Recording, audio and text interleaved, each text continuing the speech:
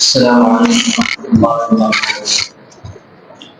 الحمد للہ وکفى والسلام علی عباده الذین اصطفى اما بعد۔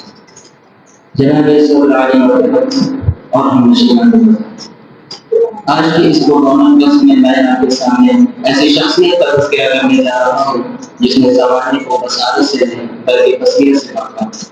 زمانے میں ایسی شخصیت کی جو قابلوں کی ماری، اسے میری قرآن ناظم اول بانی العلماء حضرت مولانا سید محمد علی مفید رحمۃ اللہ علیہ کی بات کرام ہے۔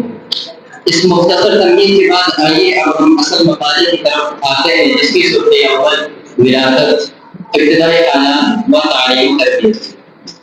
حضرت مولانا کی ولادت 3 شعبان 1262 ہجری مطابق 28 جولائی 1846 عیسوی کو کانپور میں ہوئی۔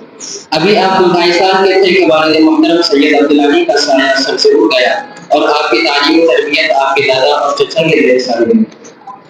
آپ کا شجر نسب حضرت پیرانوی شیخ عبد القادر جیلانی رحمۃ اللہ علیہ سے جا ملتا ہے۔ آپ کا یہ خاندان شروع سے ہی ذوق و تقویٰ، شریعت و طریقت کا اعلیٰ مقام رکھتا تھا۔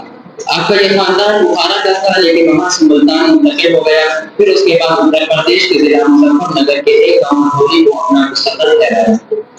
مولانا نے ابتدائی تعلیم اپنے چچا سید ظفر علی سے حاصل کی۔ ابھی آپ کی عمر 10 یا 12 برس کی تھی کہ جد امجد اور امی محترم کا انتقال ہو گیا، تو گھر کی 5-6 خواتین کی ذمہ داری آپ کے ناروا کاندھوں پر آ پڑی۔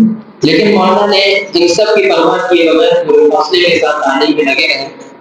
مولانا نے عربی زبان پر بھی مکمل رکوع حاصل کیا اور مولانا کو حدیث رسول سے بھی بے حد گہرا لگاؤ تھا۔ چنانچہ آپ نے حدیث پاک مولانا لطف اللہ علی گڑھی سے پڑھی اور مزید مجاورت کے لیے مولانا احمد سہارنپوری رحمۃ اللہ علیہ سے استفادہ کیا اور خود مولانا فضل الرحمان گنج مراد آبادی میں اس علم کو اور گہرا کر دیا۔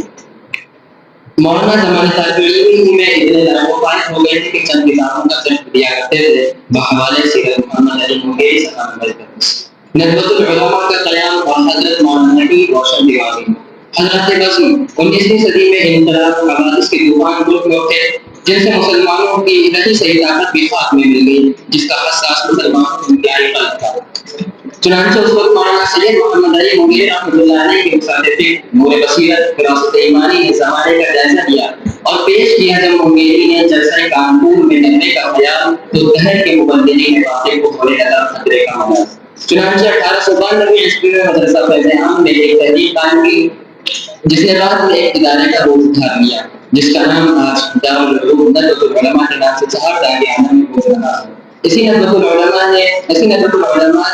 نے علماء کی نظام باہمی کو وفا کیا اور اسی ندوۃ العلماء کے اسٹیج سے مشرق سے ہو بیزار نہ مغرب سے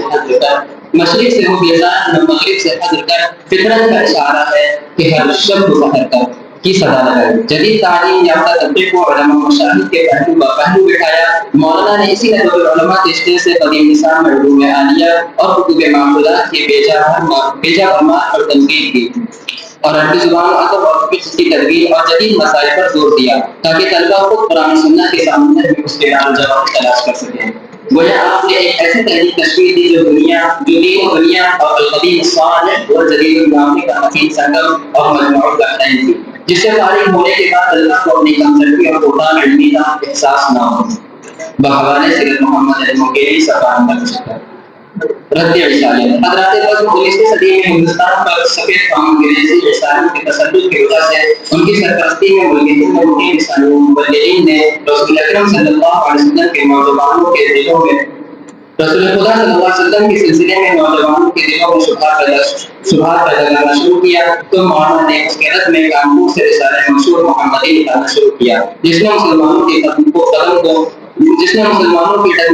قدموں کو جما لیا اور مولانا نے اس کی بھرپور تبدیل کی، جس کے بہتر نتائج سامنے دیکھنے کو ملے۔